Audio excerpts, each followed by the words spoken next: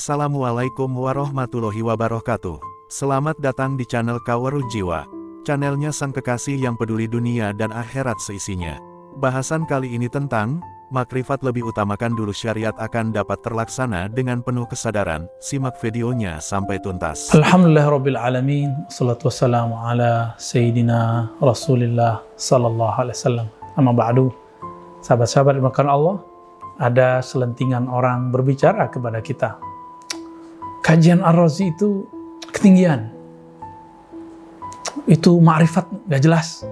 Ketinggian gak cocok buat ente. Kita benerin syariat dulu. Kita cek, ternyata yang ngomong orang yang sudah umur 50-an, 60-an, bahkan 70-an.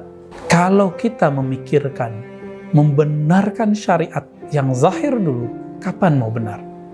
Bukankah sudah cukup sebenarnya dengan belajar fikih Syafi'i, kita belajar syariat salat? Rukun 13 dimulai dengan niat, diakhiri dengan salam. Itu sudah belajar syariat. Maka coba kita lihat ulama-ulama kita terdahulu. Seandainya kalam ini kita pakai, maka kita sedang ngejek Imam Ghazali. Imam Ghazali, beliau mengatakan, belajar fikih itu belajar mengetahui sholat sah dan batal. Tapi belajar ilmu ma'rifat itu belajar mengetahui sholat kita sah, diterima, atau cuma sah secara syariat, hukum zahir, mardud atau makbul, diterima atau ditolak. Betapa canggihnya ilmu ma'rifat, bisa melihat, mencari, ngecek tentang indikator ini diterima atau tidak. Sahabat-sahabat dimuliakan Allah, jadi tolong jangan katakan lagi hal itu. Ini yang pertama. Yang kedua, sebenarnya syariat itu pada awalnya mencakup yang zahir ataupun yang batin. Mencakup yang zahir ataupun yang batin. Jadi sebenarnya ilmu fikih, kata-kata fikih dalam bab agama, yufaqihu fid din, ya, itu artinya mencakup semua yang zahir ataupun yang batin.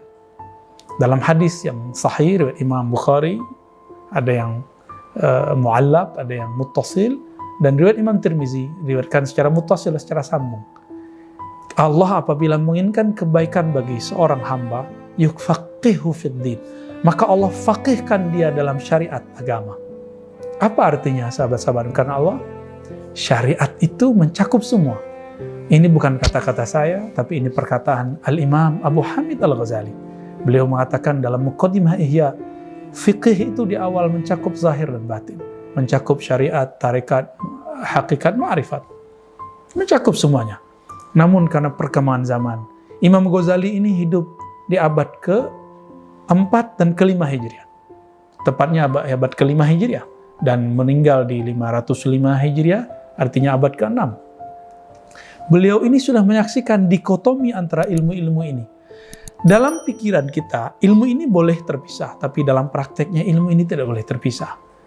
Namun karena sudah terpisah, sudah talak 3 antara ahli fikih dan ahli tasawuf, maka yang khusyuk cuma sufi. Yang mengerti hukum cuma ahli fikih. Akhirnya berperanglah mereka berdua. Tuduhan ahli fikih kepada sufi, ente ahli bid'ah.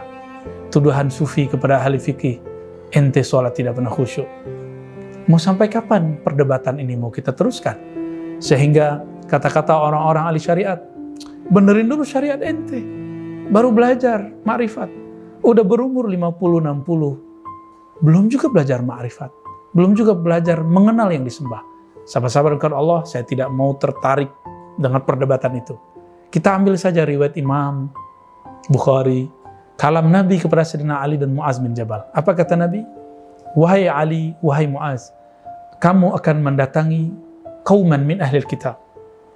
Jadi ketika Mu'az dan Ali dikirim ke Yaman, di sana ada orang-orang Nasrani, ada sebagian orang-orang Yahudi.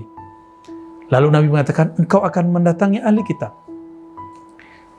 Apa perintah pertamanya? Ud'uuhum ilallah. Ajarkan mereka, ajak mereka untuk mengenal Allah. Coba lihat lafaznya.